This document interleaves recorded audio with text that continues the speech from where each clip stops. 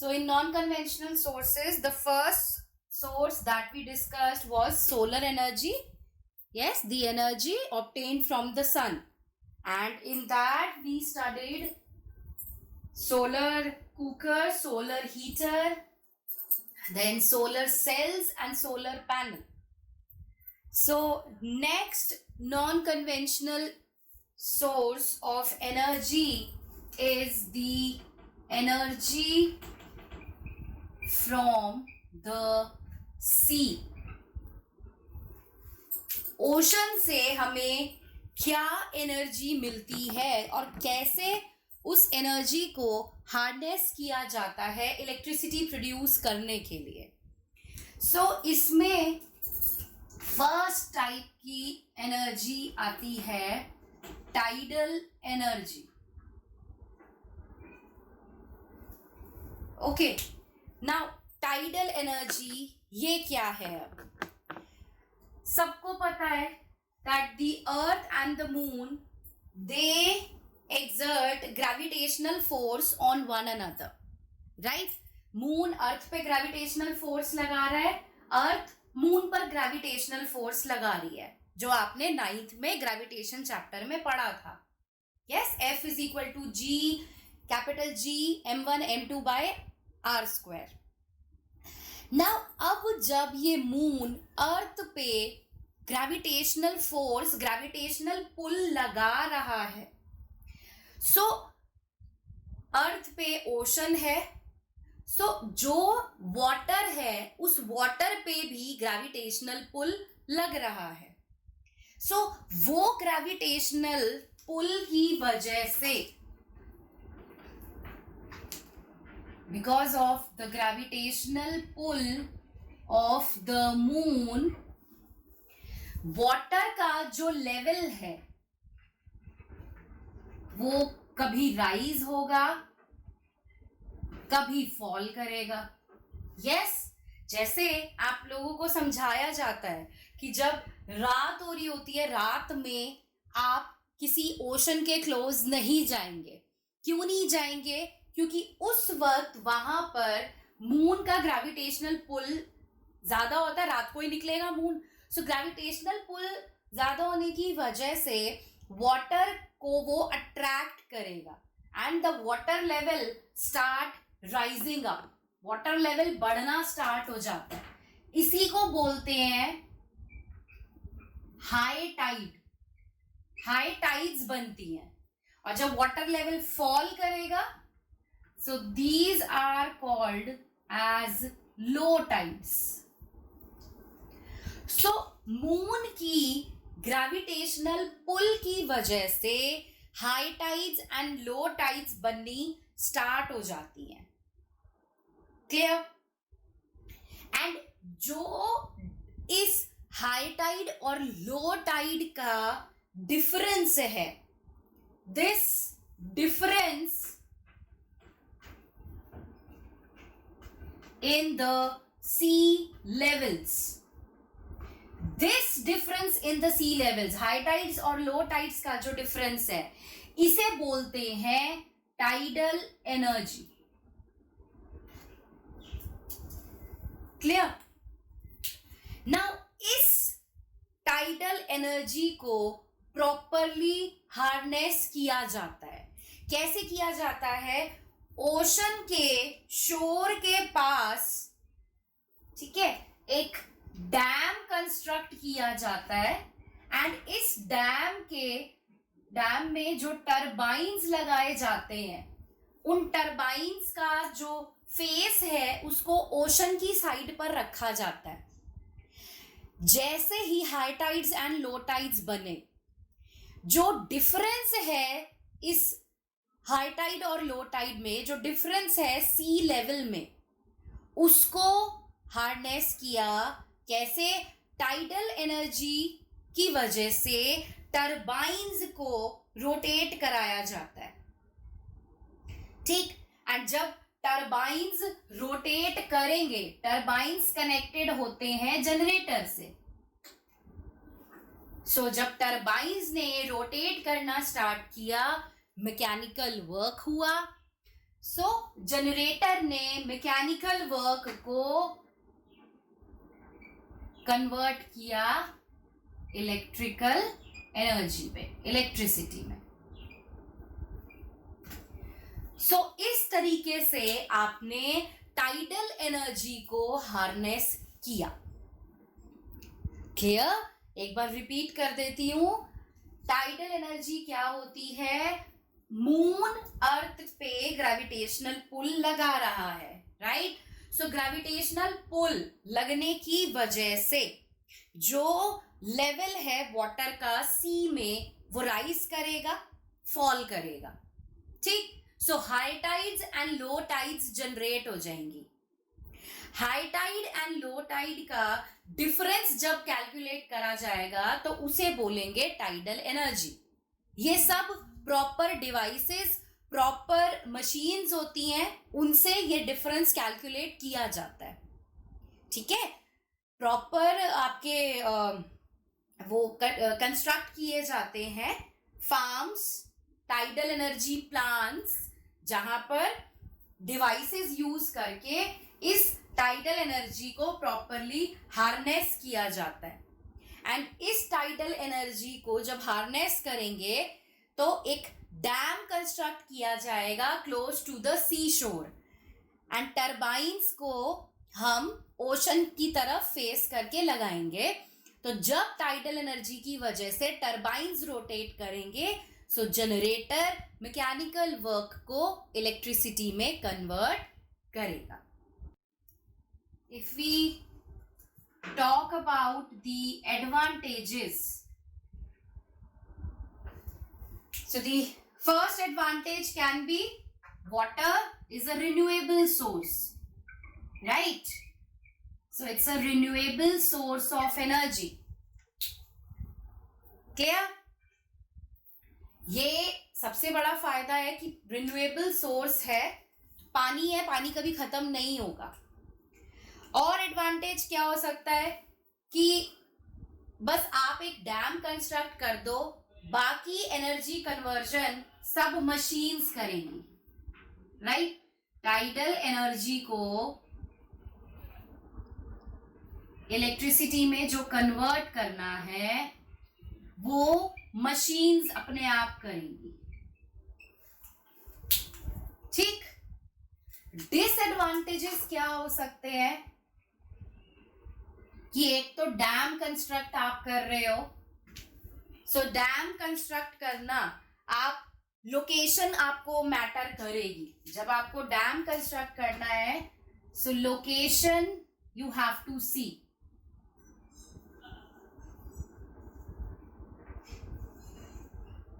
Because जहां ocean है वहीं पे आप डैम कंस्ट्रक्ट कर सकते हो, तभी टाइडल एनर्जी को आप हार्नेस कर पाओगे, राइट? सेकेंड, जब आप डैम कंस्ट्रक्ट कर रहे हो, so you are destroying the ecosystem, right? काफी प्लांट्स एंड एनिमल्स को नुकसान पहुंचता है, आप उनके हैबिटेट को भी नुकसान पहुंचा रहे हो। Clear? So these are some of the advantages and disadvantages. Now the second type of the energy that is obtained from the sea is wave energy. Okay. Now when strong winds blow, then they create waves. Right? Waves generate कब होंगी ocean में? जब बहुत जोर जोर से हवा चलने लगे, जितनी ज्यादा स्ट्रॉन्ग विंड्स होगी उतना ज्यादा वेव्स जनरेट होंगी। लहरें तभी आती हैं ओशन में जब विंड्स क्रिएट होती है, राइट? तो स्ट्रॉन्ग विंड्स जो अक्रॉस द सी ब्लो करेंगी, they will generate waves, and waves generate होने पर इन वेव्स की जो काइनेटिक एनर्जी है,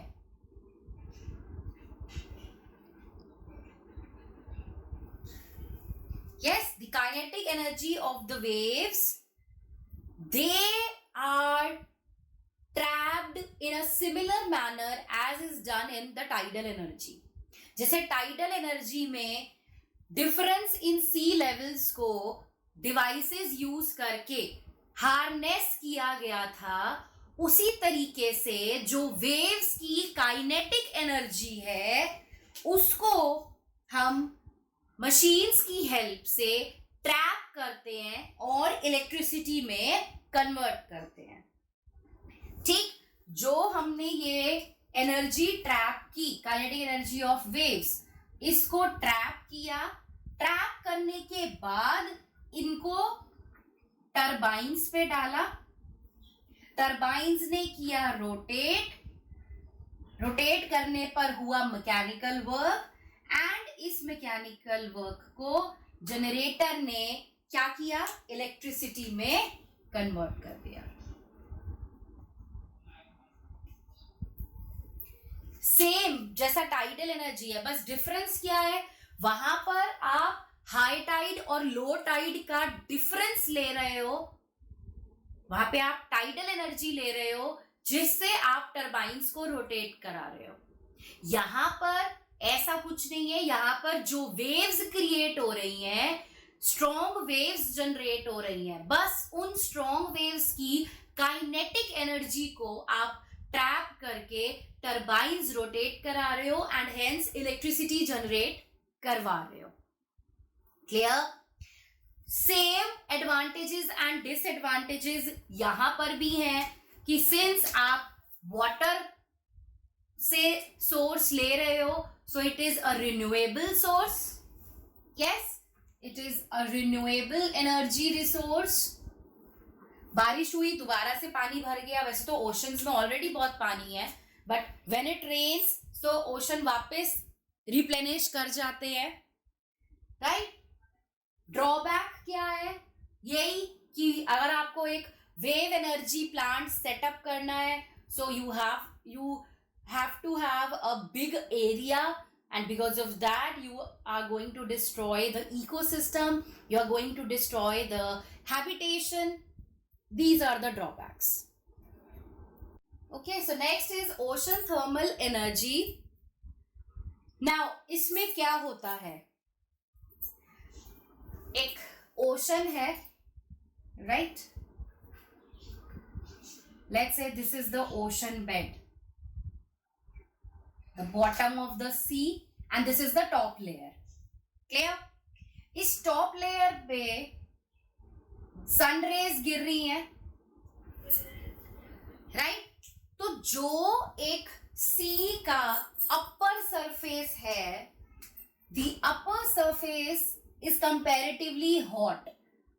ऊपर वाले सरफेस का टेम्परेचर ज्यादा होता है, but as you go inside the ocean, जैसे जैसे नीचे आते जाओगे तो नीचे की जो लेयर्स हैं वो कंपैरेटिवली कूलर होंगी, राइट? उनका टेम्परेचर कम होगा. Temperature is low and here temperature is high. ठीक? सो ये जो डिफरेंस इन टेम्परेचर है, इस डिफरेंस इन टेम्परेचर को हम एक्सप्लॉइट करते हैं, हार्नेस करते हैं, यूटिलाइज करते हैं इलेक्ट्रिसिटी जनरेट करने के लिए.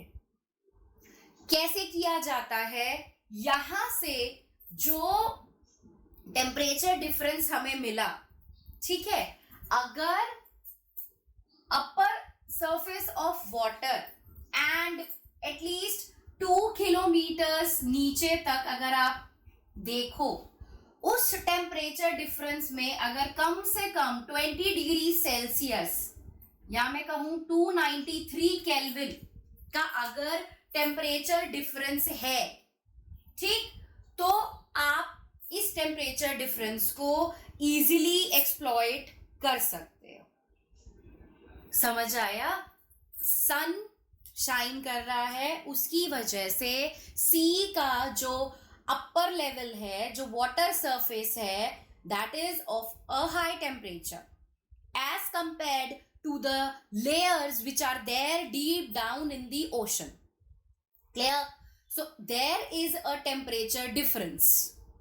अब अगर हम upper layer of water and थोड़ा सा नीचे 2 किलोमीटर्स तक भी अगर हम जाकर देखें, तो अगर temperature difference approximately 20 degree Celsius या उससे ज्यादा है, ठीक, तो आप आराम से इस टेम्परेचर डिफरेंस को यूटिलाइज कर सकते हो. ठीक, क्या किया जाता है, जो वार्म सरफेस है वाटर का, इस वार्म सरफेस ऑफ वाटर, इसको यूज करके एक वॉलेटाइल लिक्विड अमोनिया, ठीक है, एक वॉलेटाइल लिक्विड अमोनिया लिया जाता है एंड इस वार्म सरफेस ऑफ वाटर से इस अमोनिया को हीट किया जाता है. तो जब हम इस गर्म पानी को यूज करके इस अमोनिया को हीट अप करेंगे, सो ये लिक्विड अमोनिया कन्वर्ट हो जाएगा वेपर्स में. ठीक, अब हमने अमोनिया के वेपर्स बना दिए एंड इन वेपर्स को फिर हम टरबाइन्स पे डालेंगे. स्टीम बन गई एक तरीके से. स्टीम को आप टरबाइन पे डालोगे, टरबाइन करेगा रोटेट एंड अल्टीमेटली ये टरबाइन कनेक्टेड है जनरेटर से. सो जनरेटर मैकेनिकल वर्क को अल्टीमेटली इलेक्ट्रिसिटी में कन्वर्ट कर देगा. क्लियर? और जो इस लिक्विड अमोनिया को हमने वेपर्स में कन्वर्ट किया है, वापस इसको लिक्विड में कन्वर्ट कर दिया जाता है. सी की ये जो लोअर लेयर्स है, यहां से वाटर को वापस पंप किया जाता है ऊपर एंड इस अमोनिया के वेपर्स को वापस से लिक्विड बना दिया जाता है. लिक्विड बन गया वापस अमोनिया, फिर वार्म सरफेस ऑफ वाटर से उस लिक्विड अमोनिया को वेपर्स में कन्वर्ट करा, टरबाइन्स रोटेट कराई, इलेक्ट्रिसिटी जनरेट करी, हो गई इलेक्ट्रिसिटी जनरेट. अब lower surface of ocean, lower layers of ocean से कूल वाटर लेके वापस वेपर्स को कंडेंस किया जाता है, लिक्विफाई किया जाता है, जिससे अमोनिया के वेपर्स वापस लिक्विड अमोनिया में कन्वर्ट हो जाते हैं एंड फिर से ये प्रोसेस चलता जाता है. Okay, right? Volatile liquid means a liquid which can be converted into vapors quickly. बहुत ज्यादा टाइम ना लगाए हीट अप होकर लिक्विड से वेपर स्टेट में जाने पे, वो एक वॉलेटाइल लिक्विड होता है. Why are we using ammonia over here? Because ammonia एक ऐसा लिक्विड है जो बड़ी जल्दी से हीट होकर वेपर्स में कन्वर्ट हो जाता है. बेटा, जितनी जल्दी वेपर्स में कन्वर्ट होगा उतनी जल्दी इलेक्ट्रिसिटी जनरेट होगी. सो अमोनिया, लिक्विड अमोनिया की ये प्रॉपर्टी है that liquid ammonia gets heated up quickly and जितनी जल्दी ये लिक्विड अमोनिया हीट होगा उतनी जल्दी वेपर्स में कन्वर्ट होगा, टरबाइन्स रोटेट करते जाएंगे, इलेक्ट्रिसिटी जनरेट होती जाएगी. हाँ जी, so I repeat once again. Ocean thermal energy. Thermal means heat. So ocean की हीट को जब हम यूज करके इलेक्ट्रिसिटी जनरेट करते हैं, that is called as ocean thermal energy. Clear? क्या होता है, यहाँ पर सन शाइन कर रहा है, सन अपनी रेज ओशन पे डाल रहा है, तो ओशन का जो अपर लेयर है, जो टॉप मोस्ट लेयर है, वो हीट अप होगी, उसका टेम्परेचर ज्यादा होगा एंड जैसे जैसे आप ओशन में नीचे की लेयर्स जाते जाओगे, टॉप मोस्ट लेयर के कंपैरिजन में नीचे वाली लेयर्स कूल होंगी, ठंडी होंगी। सो अपर लेयर का टेम्परेचर है हाई, लोअर लेयर का टेम्परेचर है लो। सो एक टेम्परेचर डिफरेंस क्रिएट हो जाता है। यस, सो अगर हम अब जो ये टेम्परेचर डिफरेंस क्रिएट हुआ, कितना टेम्परेचर डिफरेंस होना चाहिए कि एनर्जी हार्नेस हो जाए, वो है इतना, 20 डिग्री सेल्सियस से ज्यादा या इतना। क्या मतलब है, अपर लेयर ऑफ सरफेस को अगर आप देखो एंड उस अपर लेयर से अगर आप 2 किलोमीटर तक नीचे जाओ तो अप्रोक्सीमेटली आपको 20 डिग्री सेल्सियस या उससे ज्यादा का टेम्परेचर डिफरेंस मिल जाता है। क्लियर? सो जैसे ही ये टेम्परेचर डिफरेंस अचीव हो गया, इस टेम्परेचर डिफरेंस को यूटिलाइज किया जाएगा, एक्सप्लॉइट किया जाएगा एनर्जी प्रोड्यूस करने के लिए। कैसे एनर्जी प्रोड्यूस होती है? जो इस ओशन की अपर लेयर है, अपर सरफेस ऑफ वाटर है, that is hot. Yes, so इस warm surface of water, this is the top most layer of water. Okay, so इस वार्म सरफेस ऑफ वाटर को लेते हैं, गर्म पानी है, इससे आप एक लिक्विड अमोनिया लोगे और उस लिक्विड अमोनिया को हीट करना स्टार्ट कर दोगे यूजिंग दिस वार्म वाटर। ठीक, वॉलेटाइल है अमोनिया, दैट मीन्स जल्दी से वेपर्स में कन्वर्ट हो जाएगा, लिक्विड स्टेट से गैसियस स्टेट में क्विकली पहुंच जाएगा। सो volatile liquid ammonia, it starts getting converted into vapors.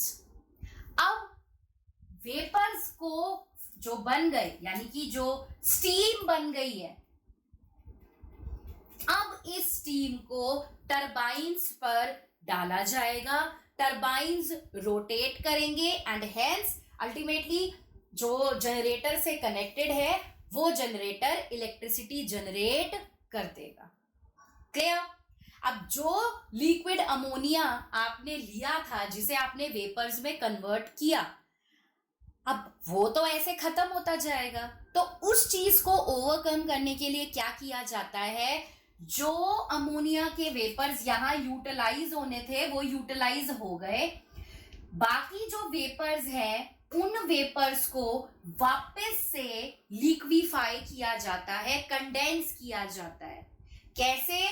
Proper pipes के थ्रू इस अमोनिया के वेपर्स को हम चेंबर्स में भेजते हैं, जहां पर ओशन की जो लोअर लेयर्स हैं, जिनका टेम्परेचर कम है, जो कूल लेयर्स हैं, वापस उन वेपर्स को उन वाटर की कूल लेयर्स की हेल्प से कंडेंस किया जाएगा। वापस वेपर्स जो हैं वो ठंडे होकर लिक्विड अमोनिया बना देंगे। तो आपने जो लिक्विड अमोनिया स्टार्टिंग में यूज किया था वो वेपर्स में कन्वर्ट हुआ, वेपर्स को वापस आपने लिक्विड अमोनिया में कन्वर्ट कर दिया। किसे यूज करके? ओशन की जो लोअर लेयर्स ऑफ वाटर है उसे यूज करके। एडवांटेजेस एंड डिसएडवांटेजेस क्या होंगे ओशन थर्मल एनर्जी के? एडवांटेजेस क्या है? That you are using water, so it is a renewable source. Yes, and you are harnessing the temperature difference. Second advantage क्या हो सकता है कि जो लिक्विड अमोनिया आप यूज कर रहे हो और वेपर्स में कन्वर्ट कर रहे हो, आप उस वेपर अमोनिया को वापस लिक्विड अमोनिया में कन्वर्ट कर सकते हो। सो यहाँ पर अमोनिया को आप रिप्लेनिश कर रहे हो, so you are not wasting much, आप यहाँ पे वापस उसी अमोनिया को ऑब्टेन कर पा रहे हो। करेक्ट? डिसएडवांटेज क्या हो सकता है? वही डिसएडवांटेज है कि आपको जो प्लांट सेटअप करने हैं, they require big area, big investment. So यही सारे डिसएडवांटेज हो सकते हैं।